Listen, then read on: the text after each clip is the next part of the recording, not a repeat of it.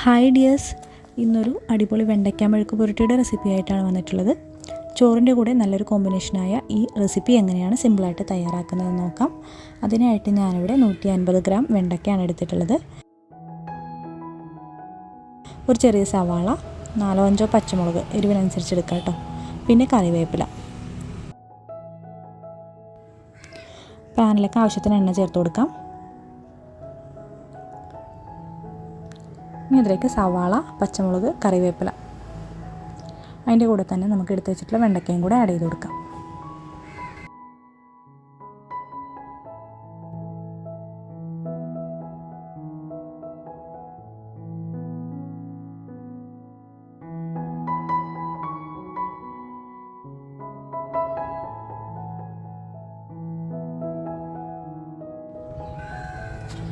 ആദ്യമേ തന്നെ നമുക്ക് ഉപ്പും മഞ്ഞൾപ്പൊടിയും ചേർത്ത് കൊടുക്കണ്ട.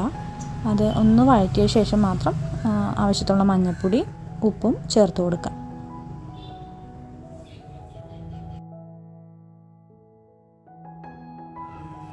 ഇത് നമുക്ക് മീഡിയം ഫ്ലെയിമിൽ തുറന്ന് വെച്ചിട്ട് ഇളക്കി കൊടുത്തുകൊണ്ടിരുന്നാൽ മതി.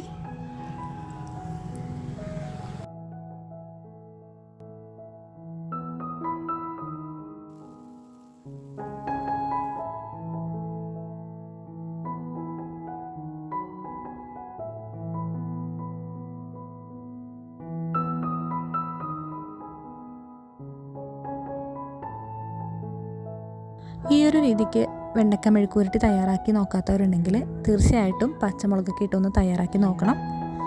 അപ്പോൾ എല്ലാവർക്കും തന്നെ ഇഷ്ടപ്പെടും. നല്ല എരിവൊക്കെ ഉള്ളൊരു മെഴുക്ക് പുരട്ടി തന്നെയാണ് കേട്ടോ ഇത്.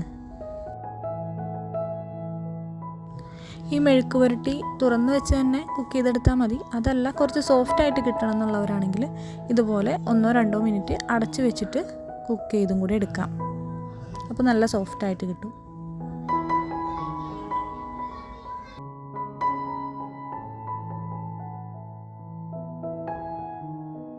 ഇപ്പോൾ നമ്മുടെ വെണ്ടയ്ക്ക എല്ലാം കുക്കായിട്ടുണ്ട്. നമുക്ക് ഫ്ലെയിം ഓഫ് ചെയ്യാം.